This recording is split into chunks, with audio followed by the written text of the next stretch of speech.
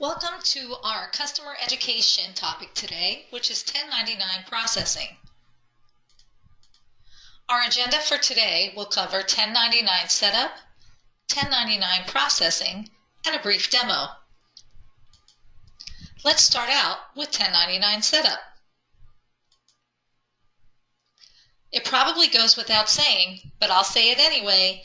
You must have a financials license to utilize the 1099 functionality in Uninet and also be recording your accounts payable vendor payments in Uninet so that we can access that data. We have a few areas that we need to set up in Uninet for 1099s. We need to enable the system property for 1099 functionality. Identify vendor organizations that will be 1099 vendors. Identify on your general ledger account which 1099 box it should be associated with. Select which payment methods will be included. And lastly, we have a few export templates that you can import. Yes, that's right, you can import an export template, and these will help you with reviewing the data and processing. Let's take a look. We'll start by looking at the system property to enable 1099s. The first thing we need to do is to enable the system property, which will then open up the other areas for setup. You must have the system administrator role to access this area. From the Admin Dashboard Properties menu, in the Financials menu on the left and the Accounts Payable submenu, you see I have a line here marked Enable 1099 Functionality. You will need to check that flag.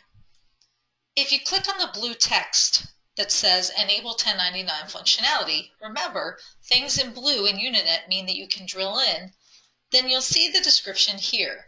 This tells you the other items that you need to set up. So if you forget, this is an easy place to go get a reminder. Now that our system property has been enabled, we can set up our other areas. Let's look at our vendor organization setup for 1099s. From the organization's dashboard and list, I have clicked into one of my vendor organizations. You see here that we have a 1099 tab on our vendor organization. It is here where we make the selection whether or not this vendor is a 1099 vendor and add information such as the recipient information, federal tax ID, and so on. If you don't have your system property enabled, you will not see this 1099 tab on the vendor profile for the organization. Let's move on and take a quick look at our accounts and the setup for that component.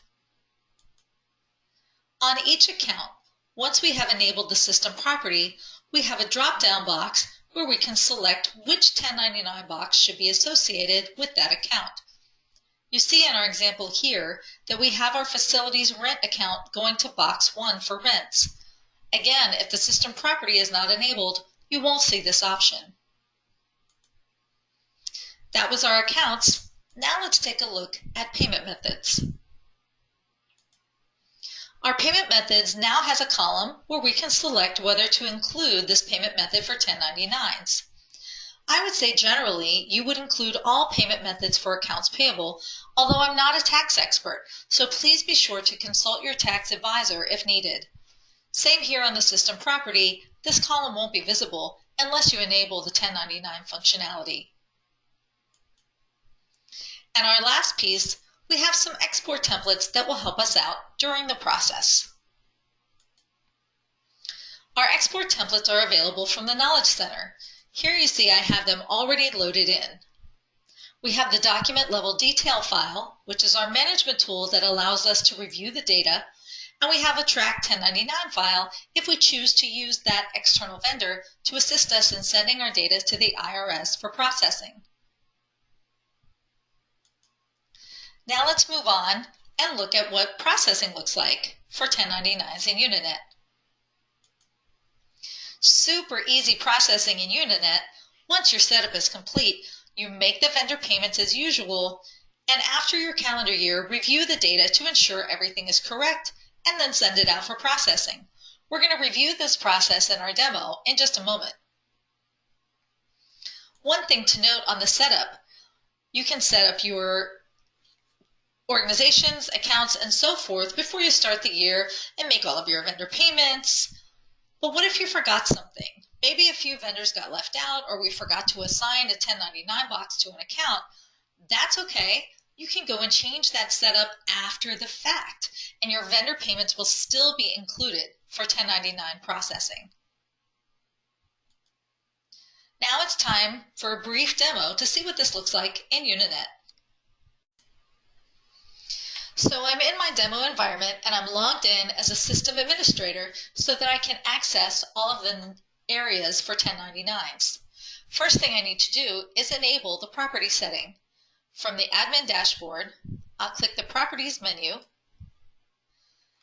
and then on my left menu under financials, so let me scroll down a little bit, I click on accounts payable, and you can see my enable 1099 functionality, and I'll check that and be sure to save. This will open up the other areas for setup. Let's look at our organization setup. From the organization dashboard, organization list, I will click on the list, and in my demo environment I have a naming convention where all of my external vendors start with a V, and I can click into one and click on that 1099 tab and designate this as a 1099 vendor, and I can put in the vendor name, and from the W-9 I received from them, they should give me their tax ID, and once again be sure to save. I can also go and set up my accounts. So from the admin setup menu in the accounting box, I'll choose accounts, and I'm going to narrow down my list here a little bit and go into my facilities rent expense and pencil in, and you can see I now have this 1099 category box here, and I can choose the appropriate box for 1099, and once again be sure to save. Also from our admin setup menu, which I already have open here on the left because I went into accounts, I'm going to scroll down to payment methods, and I'll reduce the screen size a little bit so you can see, and we have this column here that says include in 1099 for accounts payable, so I can simply open that up, check that, and be sure to save. Now your payment methods may look a little different for your company than you're seeing here in my demo environment. Maybe you have a credit card, P-card, something like that. So once again, be sure to check with your tax advisor on whether or not we should include all of your payment methods here. And then finally, from my admin export, I'll click on lists, and I've already imported these vendor payment templates, which I can get from the Knowledge Center. If you go to knowledgecenter.uninet.com and just type 1099 in the search window, the first topic that will come up is this quick topic for 1099 miscellaneous functionality in Uninet, kind of walks you through everything, and you can get those export templates right here. So I've already imported them into my environment, and we are going to take a look at the processing. So let's say it's after year end, I've completed all of my vendor payments, I think I have all of my setup done, and I need to now review the data to make sure it looks right. So I would come out to my export template and I will run this document level detail file. This is the management tool to review the data. And for me, I'm going to review the previous calendar year just so I'm in my demo environment, make sure I've got enough data in there. I'll select the legal entity and run the export. So you can see I've got a good amount of lines here, and I'm going to go ahead and download that so we can take a look at it.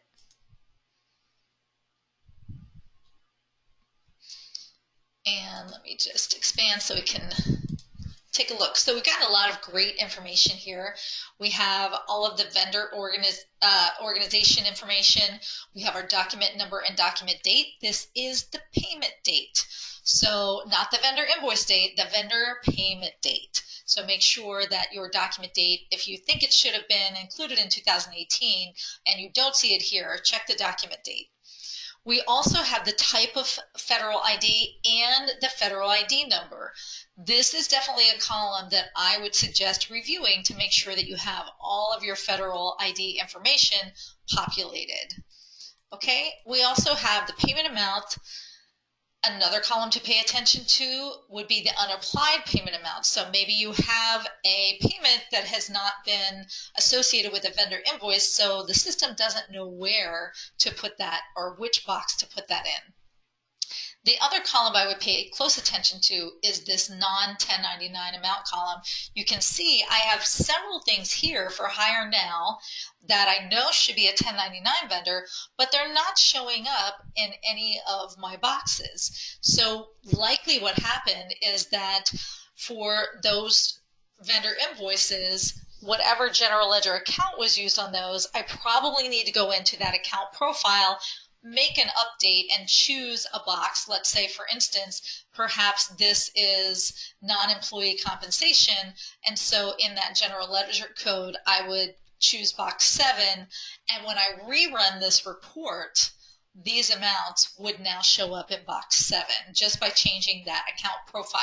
So you can review this. If something doesn't look right, go make those setup changes, rerun this report, and then it should be in the right box. And then of course you would want to take a look at all the different boxes and make sure that everything is as expected.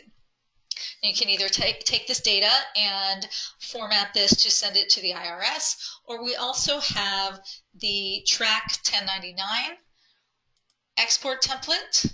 And so if you choose to use that vendor for your processing, by running this template, once you've reviewed it, made sure everything is correct, this will put that in a format that is accepted by Track 1099 if you use them for external processing.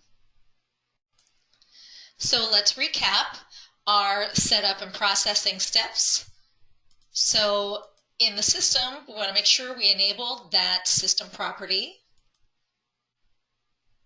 We want to identify and designate vendor organizations that will be 1099 vendors and fill in the appropriate information. On our account profiles, we want to identify which 1099 box it should be associated with. Select which payment methods will be included. And then we have those export templates to help you in reviewing the data and processing. For your processing steps, very easy. Simply make your vendor payments as you go throughout the year. At the end of the year, review the data and then send it out for processing. Be sure to remember that your setup can be completed before you do anything or kind of after the fact. Even after you review the data, you can go back and adjust or fix your setup information and rerun those reports, and it'll all be fixed.